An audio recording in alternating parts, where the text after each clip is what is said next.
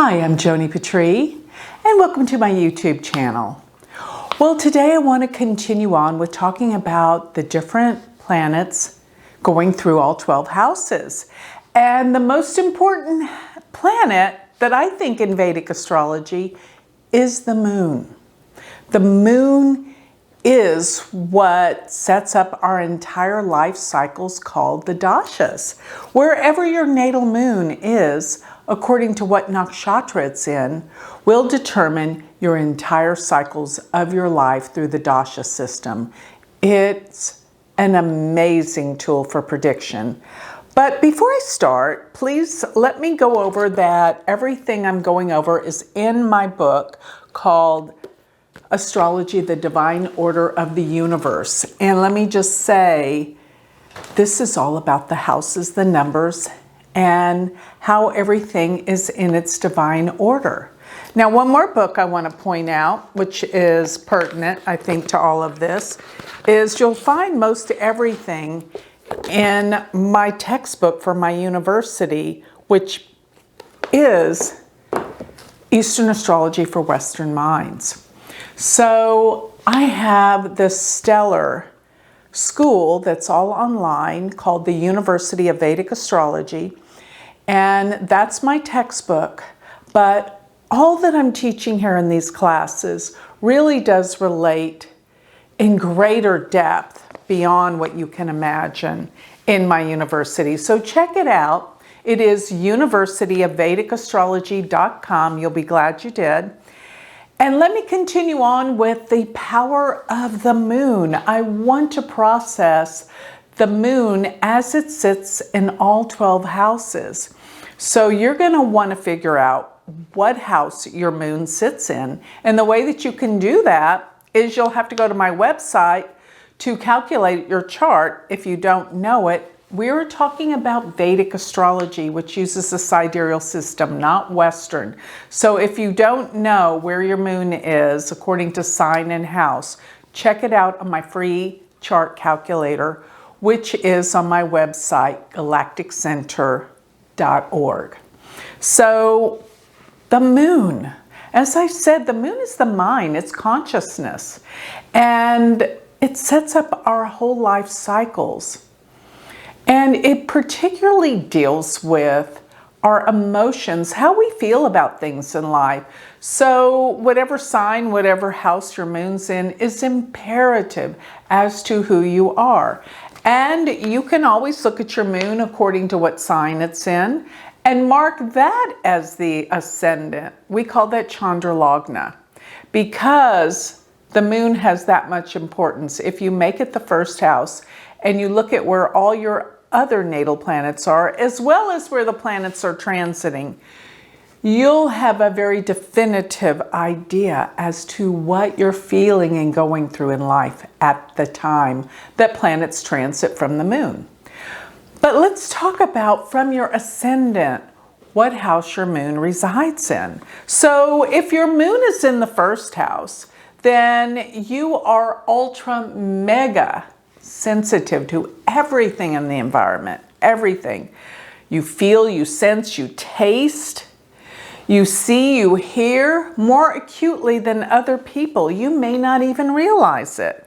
But if you really talk around, you'll be amazed that people don't get what you get because you are highly sensitive. Now, sometimes with that degree of sensitivity going on, you may find that you're so sensitive that you have allergies, where you're so sensitive, it's like it affects you really, really acutely, everything in the environment. Therefore, smells, tastes, things you eat, everything affects you. So you could have a high degree of sensitivity that could come through allergies in the environment.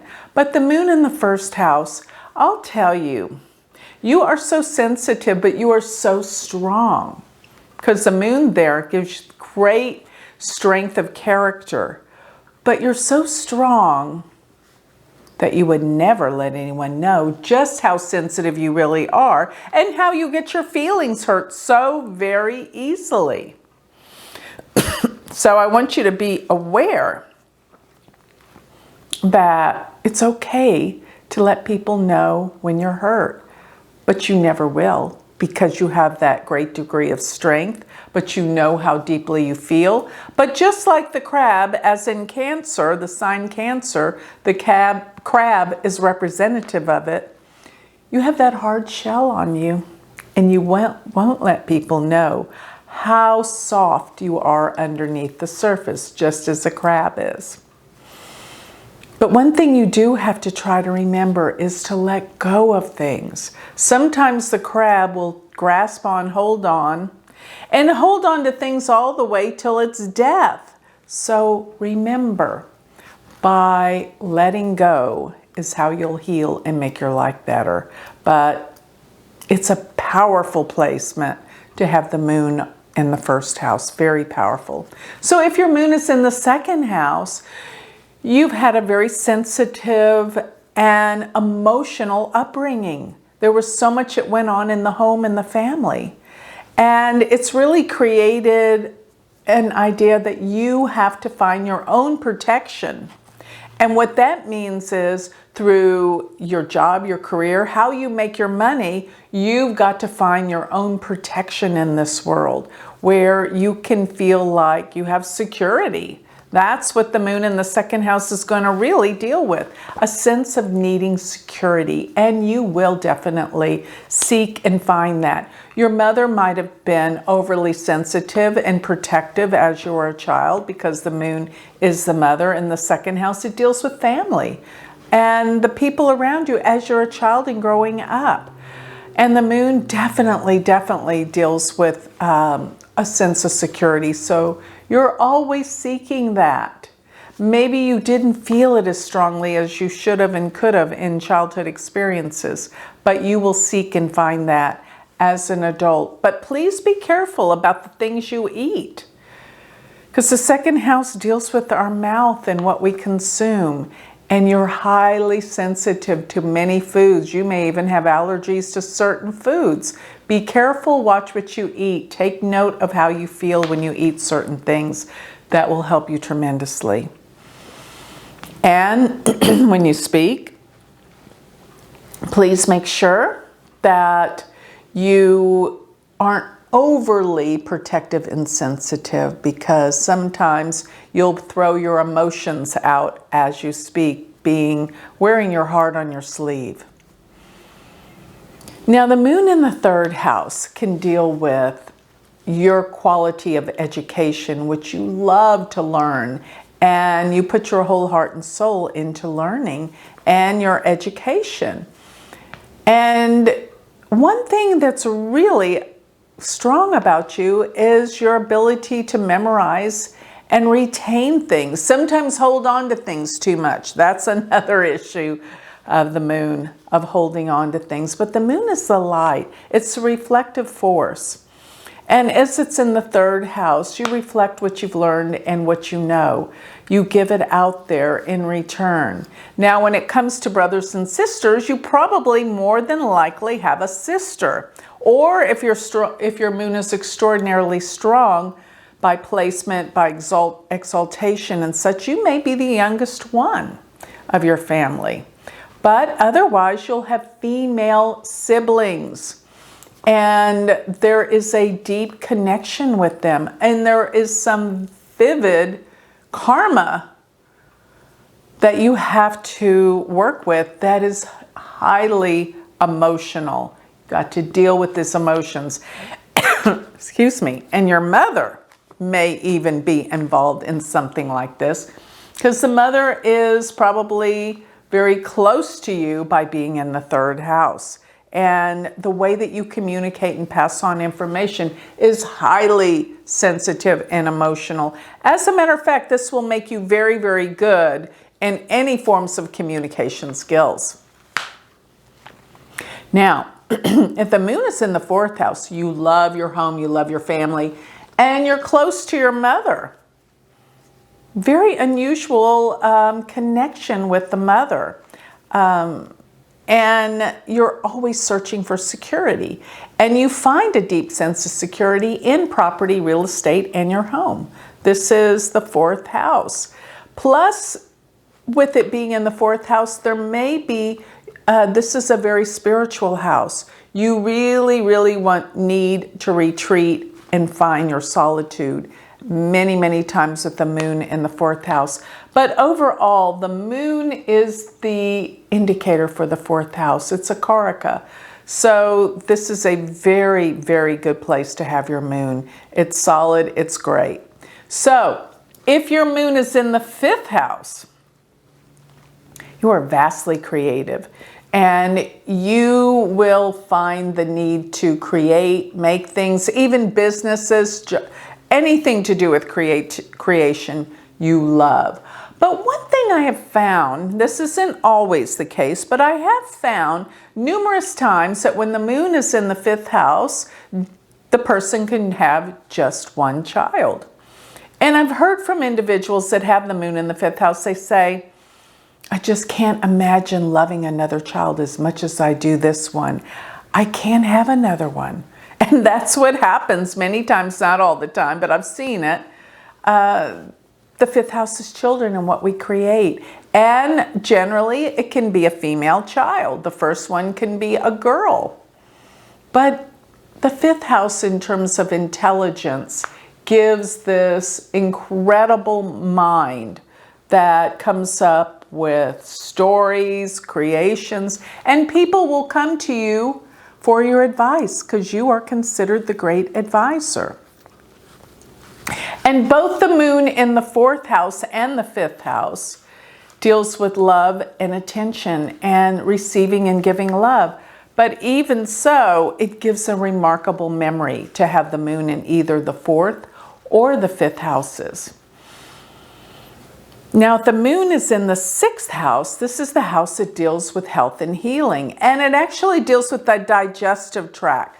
And I find more than not, people that have a moon in the 6th house have digestive problems because the moon actually rules the stomach. And being in the 5th house gives digestive upsets and problems. So you got to watch what you eat.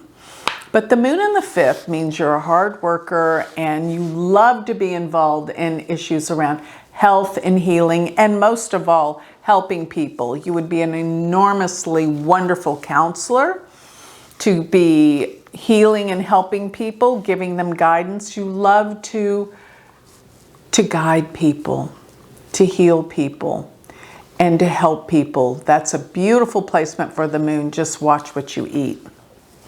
If your moon is in the 7th house, relationships are vitally important, and you will put them first above any of your own desires and needs because it's more important to you to make the other person happy.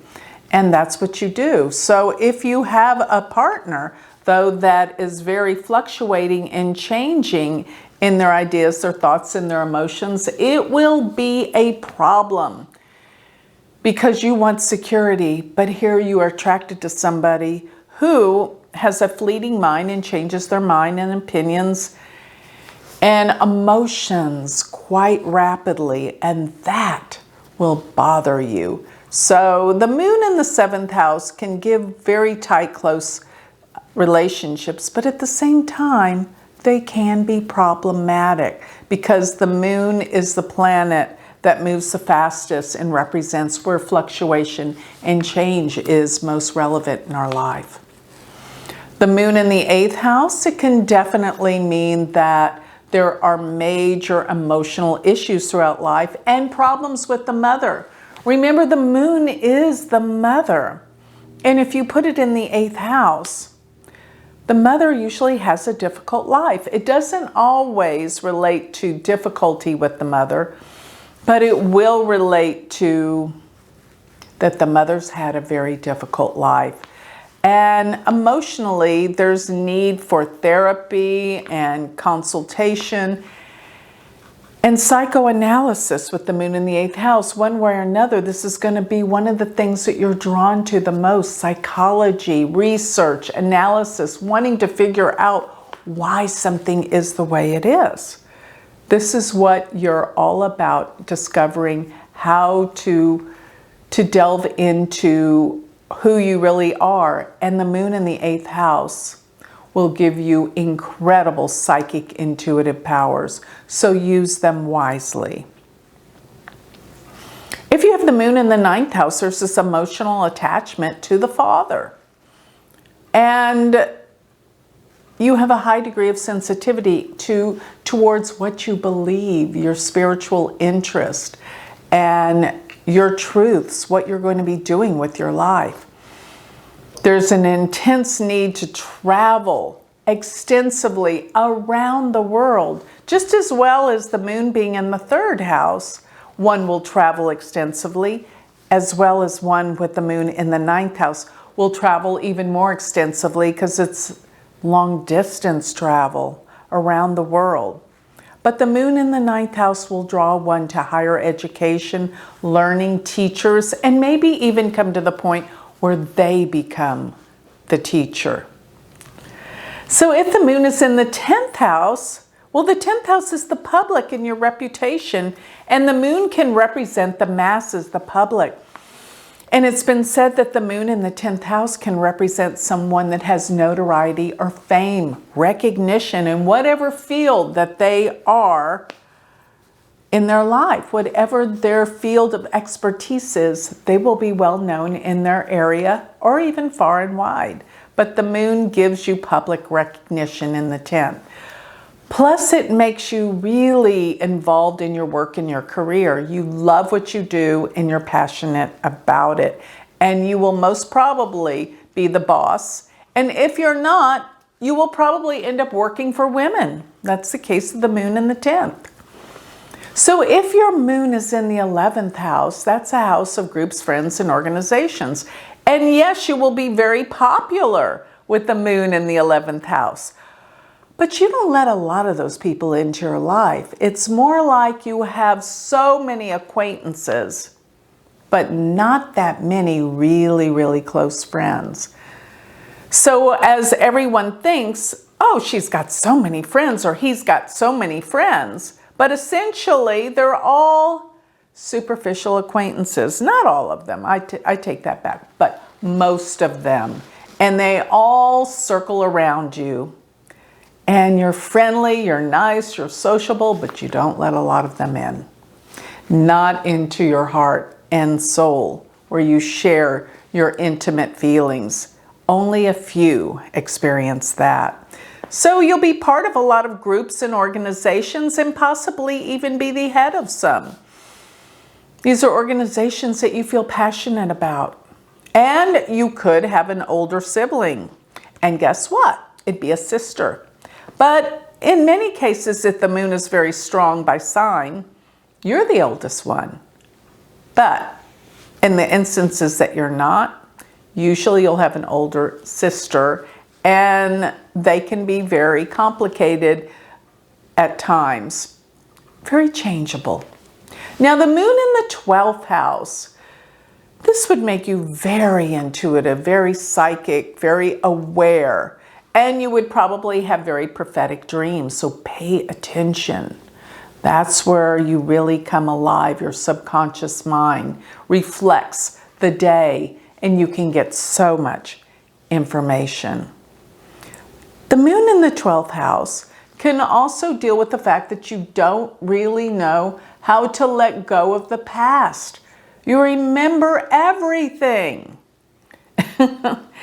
And in these remembrances, sometimes it's hard to let go of the hurts that you've experienced in the past, but this is exactly what can hold you back. Pay attention. And also the moon being in the 12th house can represent that the mother's had a difficult life. It's been trying. There's been great losses for the mother. The 12th house does represent loss. So on some level, you feel the emotional loss and connection to your mother, feel her pain and the loss, plus the losses that you've endured throughout your life as well. So with that, I'd like to close. Remember, if this has really spiked your interest in learning Vedic astrology, check out my university website, where I teach and have a certification program in Vedic astrology, and that is University of Vedic Astrology.com. And if you would like to learn more about me, you can always go to my website, which is galacticcenter.org. Thank you.